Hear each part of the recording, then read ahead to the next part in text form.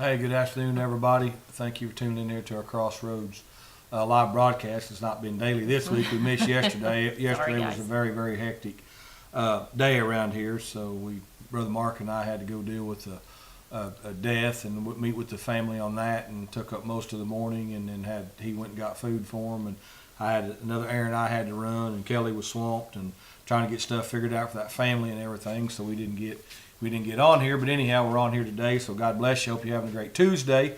We're going to be in the book of James today. This is a little short letter that James wrote. I believe it's just 5 chapters long, which I could look real quick. I believe it's just 5 chapters. It's not very long, but to me, 5 chapters. In this book of 5 chapters, and neither one of the chapters are real long chapters, neither, like some books and chapters have in the Bible.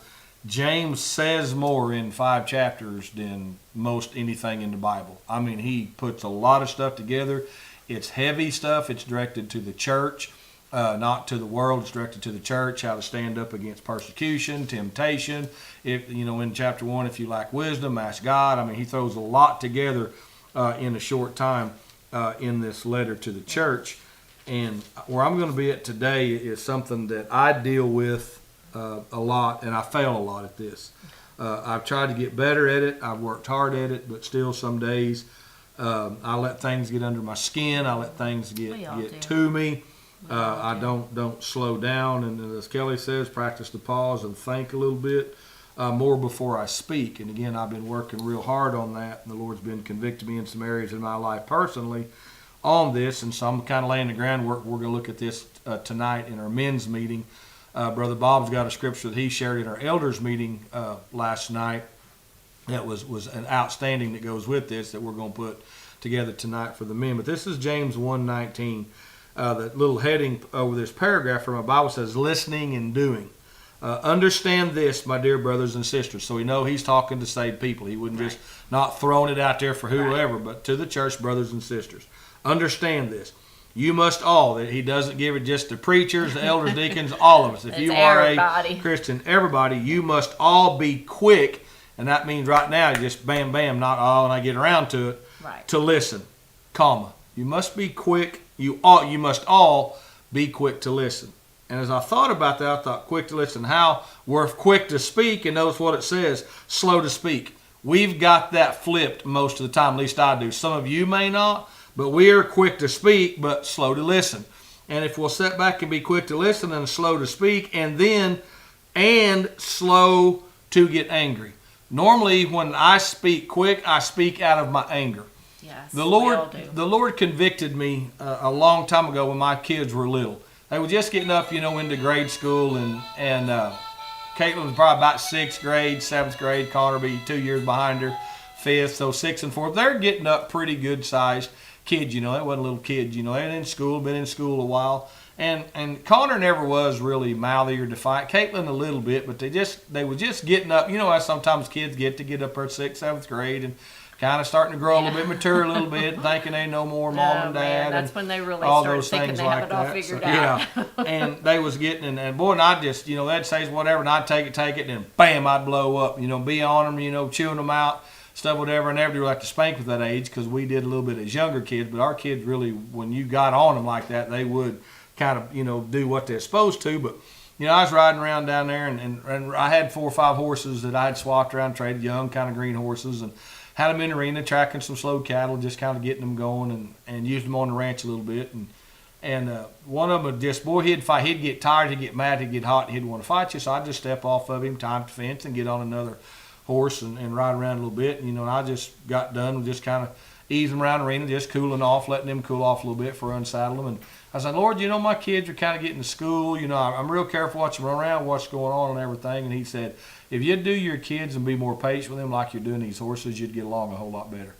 If you would listen to them more and really try to figure out where they're coming from, like you pay attention to what's these horses, why does this horse not want to give his head, drop his shoulder, break at the pole, whatever we was doing, trying to get them to do and to calm with the horse. If you would treat your kids like this, you would get along a whole lot better. Because I was slow, because this one horse, if you got to punching job on him, he would buck you off. I promise you.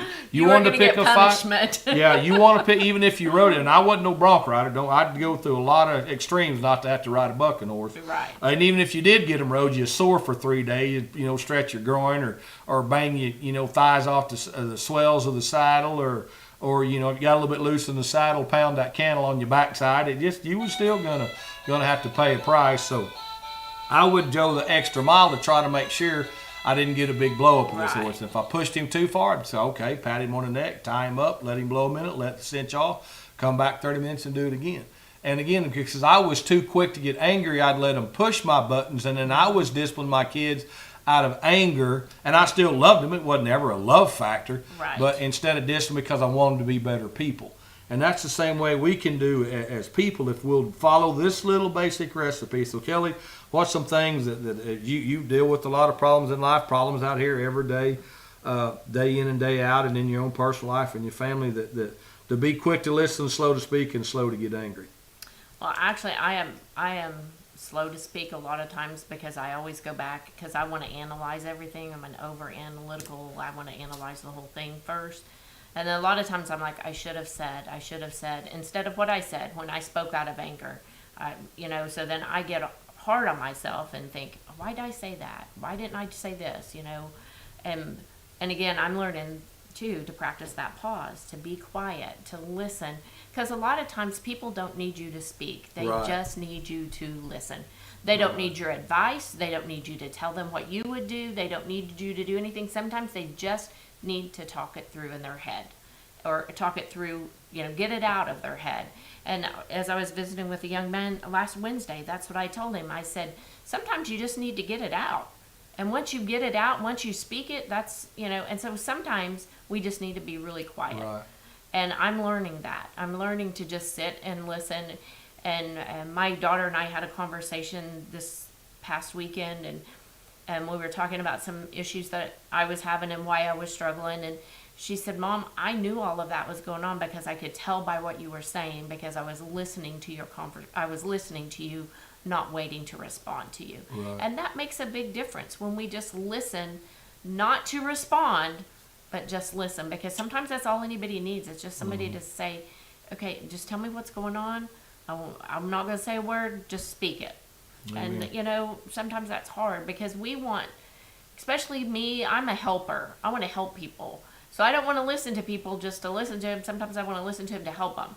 That's, sometimes just listening to them is the most important thing. It is, let them vent, let them talk, and really hear what they're saying, not just hear to respond, but to hear what they're trying. And husbands and wives, I think, struggle with that the most. Oh, yeah, greatly. Because, a husband is the doer, he's the fixer, he's the, and sometimes the wife just needs him to hear what she's saying. And what he's hearing is not what she's saying. Mm-hmm. And so I think sometimes that's a little bit difficult. I have a hard time being real direct and saying, this is what I need. And I'm working on that because I need to be that person. I need to be able to say, no, that's not what I said. This is what I said. I know that's what you heard, but that's not what I said. So we all have to work on that. And I think that as you grow and mature in the Lord, He helps you with that. Right. Are we still quick to spin up sometimes? Yes, we are. And in the society that we're in, it's easy to do that because everybody is on edge. Everybody is ready to jump. Everybody's just ready because everybody is under some kind of pressure. And like I told that young man, what happens when you put a cap on a pop and you shake that? What's going to happen? When you take that cap off, it's going to explode. And that's what's happening to people. We're putting so much in and we're not getting it out that people are just ready to explode instead of having decent conversations with people. And we need to be better at that. And a lot of times it's because we don't slow down. We don't slow down. And so many people's lives are rush. You got kids, and in the summertime, used to people could kind of catch a break. Well, now people's as busier in the summer than the fall because the kids got 14 ball games a week and practice, and people running around chasing, after their kids in the sports. Our sports stuff in this country has gotten out of hand. It Yes, has it gotten really way has. out of hand.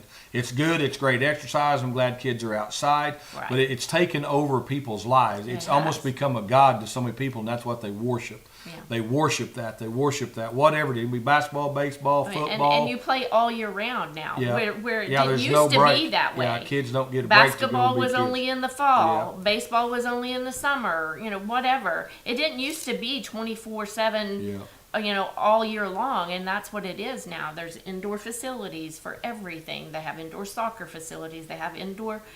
I even saw an indoor t-ball thing, and I was like, "Are you kidding me?" Yeah, people And again. t-ball? Yeah, they're just carried. Again, it's good exercise. Get It out, is good but also. exercise for those kids. And what I'm seeing, a lot of people, everybody's got a coach to go make their kid better, and they're just sitting on the sidelines, let somebody else talk, Yes. train and do with their kids. And not all parents. Some parents are right there hands on, but a lot Right. of them then, it's created a financial problem Mm-hmm. in families, running and chasing and going, and then the kids feel like, and again, there's just a very, very, very, 1% of the kids going to go to college and play college sports Right. anyways. Our high school sports are now suffering because kids are burnt out. They get their driver's license to get up into high school, and they're burnt out because they've played since they've been 4 years old and they don't want to play anymore. That's And, true. and again, if that's what you really feel you need, I'm not trying to tell nobody how to live their life. No. But we need to slow down and look at our lives. What are we? Are we just a dog chasing our tail? Are we really slow to speak? We're quick to listen. We're slow to anger, Right. and those things like that. And just really looking and evaluate our lives with the purpose in mind of God's purpose and things like that. And again, we don't communicate well with people. We're afraid to, and then we hold it in. And then we just And then blow when up. we do open our mouth, it comes Yeah. out as the flood. I'm guilty of that. I've done that before. We're all guilty of that. And I'm things, and definitely sometimes guilty I of that. spoke way too fast instead of listening here and said, okay, what's going to build people? What's going to build the situation and try to bridge it to fix it? Now, sometimes you got to be firm in your speech. You Sometimes have you got to say, Sometimes you have to be that yeah. disciplinarian or that, standing up for yourself. Standing up for yourself does not make you a bad person. If what that person is saying to you is toxic, you have to stand up for yourself. But that doesn't mean that you have to get verbally abusive or Right. whatever. You can you can stand your ground without being ugly. And that's what it says slow to anger when we Yes. get that going. And tomorrow we're going to talk about human anger in verse 20 and 21. That's what it talks about. So, we'll sign off today on this. So God bless you. I hope you're having a great Tuesday. Yes. It's hot. Today's It supposed is to maybe so break hot. 115-year-old records, what they're still saying, some of I'm them. praying it doesn't. It's hot. Whether it does or not, it's hot right now, Yes. and the temperature's still climbing. So check on folks that don't have some. I got Lori sent me a voicemail. We're going to be at that power tomorrow. We're changing out some electrical line and work and stuff tomorrow from noon to 4. So it's going to be hot, which I'm normally here from noon to 4, so Yeah. nobody's at home. Other than my dogs, I'm gonna have to bring my 2 little house dogs out here tomorrow so they that'll be can fun. say, yeah, they're a mess. Them 2 are. So Well, anyhow, we're gonna have romper room yeah, here we'll see tomorrow. our romper room dogs. So I'll bring their kennels, and they're used to staying in them during the day when I'm gone. But anyhow, it's hot. Check on folks. We can Yes. help you buy a fan or something like that just to Yeah, move some let us air on know. you. That's not as good as AC, but I'm sorry we can't go put No, you we in a can't. central heat and air unit, but we can get you a fan or some help like that. So we can help you in any way. Holler at us, 918-399-5956.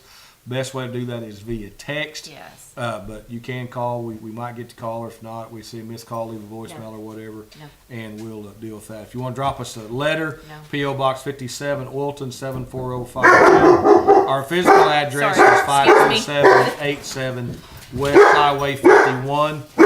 So that's our physical address if you want to come by or drop us a line on that. So again, God bless you.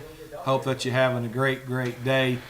So if you need something, holler at us. We're here. We're here to help, and if we can help you in any way, shape, or form, let us know. So we got a busy week going on. Men tonight, 7 o'clock, is our men's meeting over in our multi-purpose building. Hope that you guys will come out to that tonight. Brother Bob's got a pretty cool little scripture that he shared in our elders meeting last night. So we'll be meeting 7 o'clock in the multi-purpose building. And then tomorrow night, our church, we're back in the park, in the swimming pool. So that kicks off. Vans will be running at 6 regular time. We're feeding the kids. Again, if your kid's dunning you for money, they don't need money to get in the They pool don't need money. or to eat. We've got all that taken care of. The eats, drinks, and the pool costs all covered by the church. So that's going on tomorrow night, 6 o'clock. We'll swim. We got a baptism. We're going to baptize some of the kids tomorrow night. So that's going on as well. Before we let them in the pool, we'll do our baptism. And then we'll let them swim and feed them and all that stuff going on tomorrow night. Bible school kicks off Thursday, 6 p.m. to 8:30. Vans will be running. Your kid need picked up. Let us know if you haven't already done that. So that is from 6 to 8:30 Thursday, Friday, and Saturday. We got that going on this week. So we will be having a funeral for Shane Yahtzee. I'm not for sure on the time yet. So all of you guys that help us with the funerals, it will be next week. It won't be this week, but it will be next week. Will And need we'll help get too. you the information on that because that will be a large service as well. So remember that family with Shane's passing tragically yesterday morning in a vehicle accident. So pray for that family. They desperately need it. So God bless them and God help them through this time that they're facing. So God bless you. Again, if you need us, holler at us. Hope you're having a great Tuesday. Yes. Remember, it's faith over fear, Christ over crisis, and you can remain calm no matter what chaos is going on in your life. So God bless you. Have a great Tuesday.